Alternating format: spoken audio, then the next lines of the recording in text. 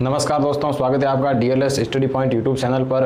आपको पता होगा हम बीएसटीसी का कंप्लीट कोर्स कर रहे हैं और उसके अंदर हम राजस्थान ज्योग्राफी पढ़ रहे हैं। ज्योग्राफी में हम राजस्थान के भौतिक प्रदेशों की बात कर रहे हैं और उसमें हम पिछले वीडियो में अरावली पर्वतमाला के बारे में देखा था। तो आज के इस वीडियो में हम अरावली पर्वतमाला की जो प्रमुख चोटियाँ हैं उसके बारे में देखेंगे, उसको कैसे याद करते हैं और किस प्रकार से इसमें सवाल बनते हैं उसके बारे में देखेंगे। तो शुरू करते हैं वीडियो। यदि आपको वीडियो पसंद आ रहा है तो वीडियो को लाइक और शेयर कीजिए और चैनल को सब्सक्राइब कीजिए। तो फ्रेंड्स, अरावली पर्वतमाला की प्रमुख चोटियाँ हैं उसकी अपन बात करते हैं। तो आपने देखा होगा जितने भी एग्ज़ाम होते हैं उसके अंदर एक ना एक सवाल तो चोटियों से पूछा ही जाता है। अरावली में मुख्यतः चोटियों से ही सवाल बनता है, बाकी इतने सवाल नहीं बनते हैं। तो इसमें भी यदि सवाल पूछेगा तो उसका स्टैंडर्ड होगा, या तो वो चोटियों को ऊंचाई के हिसाब से आरोही अवरोही क्रम में सेट करने को पूछेगा, या फिर चोटियाँ कौन सी चोटी किस जगह पर हैं उसका मिलान करने वाला सवाल भी कई बार देखने को मिलता है। तो इसीलिए अपन को चोटियों को याद करना है और वो भी क्रम से याद करना है। इनकी ऊंचाई के अनुसार क्रम से याद होना बहुत ज़रूरी है, वरना आपका क्वेश्चन गलत होने का चांस ज़्यादा रहता है। तो इसीलिए अपन जो प्रमुख चोटियाँ हैं उसको क्रम से याद करेंगे। तो उसकी एक ट्रिक भी है, उसके माध्यम से अपन आसानी से इन चोटियों को क्रम से याद कर पाएंगे। तो अपन शुरू करते हैं अरावली पर्वतमाला की प्रमुख चोटियाँ। तो सबसे पहले ये ट्रिक है, गुरु से दिल से ज़रा आशा रखो कुंभा। गुरु से दिल से ज़रा आशा रखो कुंभा, ये बड़ी ट्रिक है, पूरा बोर्ड में एक साथ आ नहीं पाएगा तो आदि हम बाद में लेंगे। पहले इतनी देखते हैं, जो ये प्रमुख 6 चोटियाँ हैं उसको देखते हैं। तो गुरु से दिल से ज़रा आशा रखो कुंभा, तो इसमें गुरु से हो जाएगा अपना गुरु सीकर, जो आपको पता है सिरोही के अंदर है गुरु सीकर की चोटी, और इसकी जो ऊंचाई है वो 1722 और कहीं कहीं पर 1727 मिलती हैं, जिसके बारे में हम पहले बात कर चुके हैं कि ये +5 हैं। कोई मंदिर बना हुआ है चोटी के ऊपर, तो उस वजह से कुछ किताबों में 1727 मिलती हैं। तो ये पहली चोटी हो जाएगी गुरु सीकर। फिर से हो जाएगा शेर, ये भी सिरोही के अंदर है और इसकी ऊंचाई है वो 1597 मीटर है। और इसके बाद दिल से, गुरु से दिल से, तो दिल से हो जाएगा दिलवाड़ा, और दिलवाड़ा चोटियाँ वो भी सिरोही के अंदर हैं। तो आप देख रहे हैं कि जो ये टॉप 3 चोटियाँ हैं वो सिरोही के अंदर हैं, क्योंकि हम पहले भी बात कर चुके हैं कि सिरोही के अंदर अरावली पर्वतमाला की सर्वाधिक ऊंचाई है। तो इस वजह से ये टॉप 3 चोटियाँ हैं वो भी सिरोही के अंदर हैं, गुरु सीकर, शेर और दिलवाड़ा। तो दिलवाड़ा चोटी की ऊंचाई हो जाएगी अपने 1442 मीटर। फिर अपन देखें तो ज़रा से हो जाएगा जरगा, और जरगा चोटियाँ वो हैं उदयपुर के अंदर, और इसकी ऊंचाई है वो है 1431 मीटर। और इसके बाद आशा से असलगढ़, और असलगढ़ चोटी हैं वो वापस सिरोही के अंदर है असलगढ़ चोटी, और इसकी ऊंचाई है वो 1380 मीटर है। और फिर ये रखो कुंभा है, इसमें कुंभा से हो जाएगा कुंभलगढ़, और ये है राजसमंद के अंदर, और इसकी ऊंचाई है वो हैं 1224 मीटर। तो इस तरीके से ये जो पहली 6 चोटियाँ हैं उसका क्रम आपको याद रखना है। गुरु से दिल से ज़रा आशा रखो कुंभा, गुरु से दिल से ज़रा आशा रखो कुंभा, इससे ये अपनी 6 चोटियाँ हैं वो याद हो जाती हैं क्रम में। इनकी ऊंचाई का आइडिया तो आपको रखना ही पड़ेगा, बाकी इनका क्रम होगा तो ये ऊंचाई अपने आप अपन सेट कर सकते हैं। तो इसके बाद अपन देखते हैं अगली चोटियों को, ये आप नोट कर लीजिए। तो गुरु से दिल से ज़रा आशा रखो कुंभा, उसके बाद रघुनाथ ऋषि का सज्जन मोर खो में साथ बोली रोज बोले।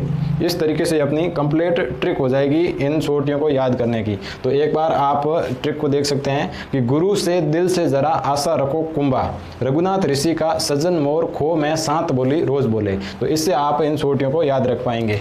तो रघुनाथगढ़ जो चोटी है वो है सीकर के अंदर, और 1055 मीटर इसकी ऊंचाई है। फिर ऋषि से हो जाएगा ऋषिकेश, और ऋषिकेश चोटी है वो सिरोही के अंदर है, और इसकी ऊंचाई है वो 1017 मीटर है।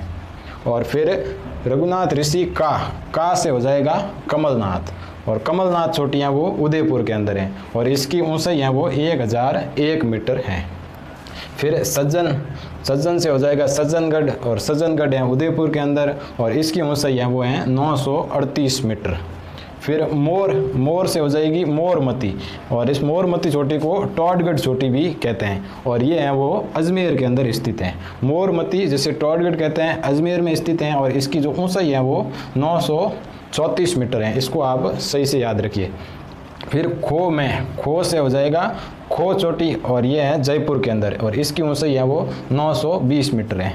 फिर सात में ये 7 चोटी हो जाएगी।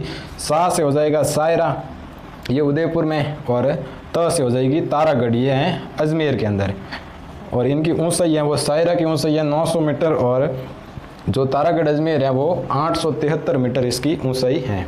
और बोली से हो जाएगी बिलाली, और बिलाली चोटी है वो अलवर में है, और इसकी ऊंचाई है वो 775 मीटर है। और फिर रोज से हो जाएगा रोजा भाकर, और रोजा भाकर है वो जालोर के अंदर है। आपको पता होगा जितनी भी जो चोटियाँ हैं उनके पीछे अगर यदि भाकर या भाकरी लगता है तो वो जालोर के अंदर आ जाएगा, ऐसे भी आप इसको याद रख सकते हैं। तो रोजा भाकर है 730 मीटर। तो इस तरीके से ये अपनी जो कुछ प्रमुख चोटियाँ हैं अरावली की, उनका क्रम के अनुसार आपको याद रखने का तरीका, इस तरीक़ों को आप फॉलो कर सकते हैं, क्योंकि इसको क्रम से याद करना बहुत ज़रूरी है, क्योंकि आजकल सवाल क्रम से ही पूछते हैं, आरोही अवरोही क्रम में ही पूछते हैं, और कई बार ये ऊंचाई भी दे रखी होती है। तो यदि अपन को इन छोटियों का क्रम याद है और ऊंचाई नहीं भी याद है तो भी अपन ऑप्शन के अकॉर्डिंग इनको सेट कर सकते हैं। तो इस तरीके से ये क्रम याद रखना बहुत ज़रूरी है। तो इस ट्रिक को आप नोट कर लीजिए और बार बार इसका रिवीजन कीजिए ताकि आपको ये ट्रिक याद हो जाएगी। गुरु से दिल से ज़रा आशा रखो कुंभा, रघुनाथ ऋषि का सज्जन मोर खो में 7 बोली रोज़ बोले। तो इससे आपकी ये करीबन 15-16 जो प्रमुख चोटियाँ हैं वो याद हो जाएगी। तो इसको आप नोट कर लीजिए। तो अब अपन देखते हैं अरावली पर्वतमाला के अंदर पाए जाने वाले प्रमुख पठारों को। तो सबसे पहला पठार है उड़िया का पठार, जो है अपने सिरोही के अंदर, और इसकी ऊंचाई है वो है 1362 मीटर, और इसके राजस्थान का सबसे ऊंचा पठार है, सबसे ऊंचा पठार है उड़िया का पठार, जो सिरोही के अंदर है 1362 मीटर। इसके बाद आ जाएगा अपना आबू का पठार, ये भी सिरोही के अंदर है, और इसकी ऊंचाई है वो 1200 मीटर है। इसके बाद 3 पठार हैं बोराट, भोमट और लसाड़िया। ये तीनों पठार हैं वो उदयपुर के अंदर आते हैं। बोराट, भोमट और लसाड़िया का पठार ये उदयपुर में आ जाएंगे। और फिर है मैसा का पठार, जो है अपने चित्तौड़गढ़ के अंदर, और जो चित्तौड़ का किला है वो इसी पठार के ऊपर बना हुआ है। मैसा का पठार, चित्तौड़गढ़ का किला बना हुआ है इस पर। तो फिर है शाहबाद का पठार, तो शाहबाद का पठार है वो 12 के अंदर है, शाहबाद का पठार। फिर आ जाएगा ऊपरमाल का पठार, तो ऊपरमाल का पठार है वो बिजोलिया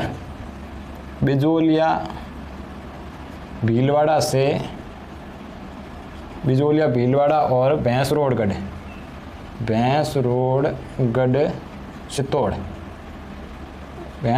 चित्तौड़गढ़, इनके बीच हैं वो पाया जाता है ऊपरमाल का पठार। बिजोलिया भीलवाड़ा से भैंसरोडगढ़ चित्तौड़गढ़ तक इस ऊपरमाल पठार का विस्तार है। तो इसमें आपको ये इम्पोर्टेंट याद रखना है कि उड़िया का पठार है वो राजस्थान का सबसे ऊंचा पठार है 1362 मीटर, और सिरोही के अंदर है, माउंट आबू में आप कह सकते हैं सिरोही के अंदर। तो ये हो गए अरावली के प्रमुख पठार, इनको भी आप नोट कर लीजिए। तो अरावली पर्वतमाला में अपन ने जो सर्वोच्च चोटियाँ थी वो देख ली, और उसके बाद प्रमुख पठार हैं उनको भी देख लिया। अब अपन देखते हैं कि जो अन्य कुछ पहाड़ियाँ और पर्वत हैं जो इम्पोर्टेंट है अपने लिए, उनको भी देखते हैं। तो एक आता है अपने जसवंतपुरा की पहाड़ियाँ। तो जसवंतपुरा की पहाड़ियाँ हैं वो जालोर के अंदर हैं, जसवंतपुरा की पहाड़ियाँ। और इन पहाड़ियों की जो सर्वोच्च चोटी है उसकी बात करें तो सर्वोच्च चोटी है वो हो जाएगी डोरा पर्वत। इसमें आपको ये भी सवाल पूछ सकते हैं कि डोरा पर्वत किस ज़िले में है, तो वो जालोर के अंदर हो जाएगा। तो जसवंतपुरा की पहाड़ियाँ, जालोर, सर्वोच्च चोटी, डोरा पर्वत। इसके बाद है वो सुंदा पर्वत भी जालोर के अंदर ही हैं, और सुंदा पर्वत पर है सुंदा माता मंदिर। और इस मंदिर की विशेष बात यहाँ है कि यहाँ पर है रोपवे जिसका निर्माण 2006 के अंदर किया गया था, और ये अपना प्रथम रोपवे है राजस्थान का। तो ये भी आपको याद रखना है। सुंदा पर्वत जालोर के अंदर है और इस पर सुंदा माता का मंदिर है और उस मंदिर पर ही रोप वे स्थित है और वो 2006 में बनाया गया था और राजस्थान का प्रथम रोप वे है। और एक बात और याद रख सकते हैं कि यहाँ पर जो भालू अभ्यारण्य है वो भी प्रसिद्ध है, भालू अभ्यारण्य। तो ये 3 चीज़ें आपको याद रखनी है। सुंदा पर्वत जालोर में है, सुंदा माता मंदिर है और रोप वे बना हुआ है वहाँ पर और भालू अभ्यारण्य भी स्थित है।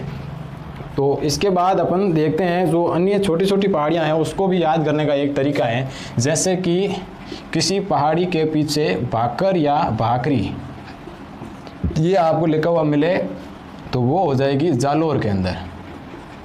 कोई भी पहाड़ी है उसके पीछे यदि भाकर या भाकरी लिखा हुआ मिलता है तो वो जालोर के अंदर होगी। और फिर एक आता है मगरा, मगरा या मगरी भी यदि आपको लिखा हुआ मिलता है किसी भी चोटी के पीछे तो वो हो जाएगी अपने उदयपुर के अंदर।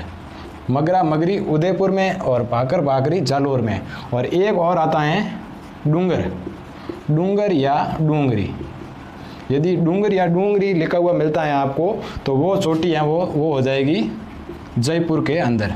तो ये आपको याद रखना है कि भाकर भाकरी जालोर में, मगरा मगरी उदयपुर में और डूंगर डूंगरियाँ वो जयपुर के अंदर हो जाएगी। तो इससे आपको कई चोटियाँ हैं वो याद हो जाएगी। जैसे मोती मगरी है, हिरण मगरा है तो वो उदयपुर में हो जाएगी। और फिर रोजा भाकर है, अभी अपन ने बात की थी, जारोला भाकर है वो जालोर के अंदर हो जाएगा, भाकर भाकरी से जालोर में हो जाएगा। बाकी मोती डूंगरी, गणेश डूंगरी, भीम डूंगरी, महादेव डूंगरी, ये सब पीछे डूंगरी लग रही हैं तो ये सब अपने जयपुर के अंदर आ जाएगी। तो इस तरीके से अपन अन्य जो चोटियाँ हैं उसको भी याद रख सकते हैं। तो इसको भी आप नोट कर लीजिए। अब अपन देखते हैं अरावली पर्वतमाला में पाए जाने वाले प्रमुख दर्रे। और दर्रों को आपको पता होगा नाल भी कहते हैं। जिस तरीके से माल कहते हैं पठार को, मेरू कहते हैं अरावली को और मरु कहते हैं मरुस्थल को। इसकी पहले भी हमने बात की थी इसके बारे में। और इसी तरीके से नाल हैं वो दर्रे को कहते हैं। और अब देखते हैं अरावली के प्रमुख दर्रे। तो फुलवारी की नाल और केवड़ा की नाल, ये 2 दर्रे हैं वो उदयपुर के अंदर हैं। जिसमें ये जो फुलवारी की नाल है वो राजस्थान की सबसे लंबी नाल कह सकते हैं इसको, सबसे लंबी नाल, यानी सबसे लंबा दर्रा है वो ये है फुलवारी की नाल जो उदयपुर के अंदर स्थित है। इसके बाद ये जिलवाड़ा की नाल जिसे अपन पगलिया नाल या पगलिया दर्रा भी कहते हैं और ये पाली के अंदर हैं। और ये हैं वो मारवाड़ को मेवाड़ से जोड़ता है। तो आपको क्वेश्चन ऐसे भी पूछ सकता है कि कौन सा दर्रा निम्नलिखित में से कौन सा दर्रा मारवाड़ को मेवाड़ से जोड़ता है। तो ये जो जिलवाड़ा की नाल या फिर पगलिया की नाल कहते हैं वो मारवाड़ को मेवाड़ से जोड़ता है। फिर है देसूरी की नाल, ये भी पाली के अंदर हैं। और एक बात है कि अरावली में जो ज़्यादातर दर्रे हैं वो पाली के अंदर हैं।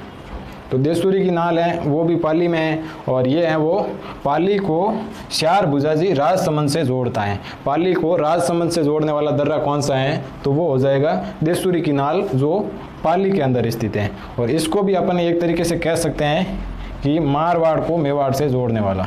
यदि ये पाली और श्यार भुजाजी नहीं आता है तो ऐसे भी आ सकता है कि मारवाड़ को मेवाड़ से जोड़ने वाला दर्रा कौन सा है। तो जिसमें ये जिलवाड़ा की नाल यदि ऑप्शन में नहीं हो तो देसूरी की नाल भी इसका आंसर हो जाएगा, क्योंकि पाली मारवाड़ में आता है और राजसमंद के अंदर ये श्यार भुजाजी हैं जो मेवाड़ के अंदर आता है। तो एक तरीके से ये भी मेवाड़ को मारवाड़ से जोड़ता है। और इसके बाद 2 इम्पोर्टेंट दर्रे हैं, गोरम घाट और कामली घाट, और ये भी राजसमंद के अंदर स्थित हैं। तो इस तरीके से अपने ये जो अरावली के कुछ प्रमुख दर्रे, वैसे तो बहुत सारे दर्रे हैं, बहुत सारी चोटियाँ हैं, बहुत से पठार हैं, क्योंकि अरावली विस्तृत पर्वतमाला है तो उसके अंदर बहुत सारी चोटियाँ वगैरह हैं। तो इनमें से अपन ने जो कुछ इम्पोर्टेंट थी उसके बारे में चर्चा की है।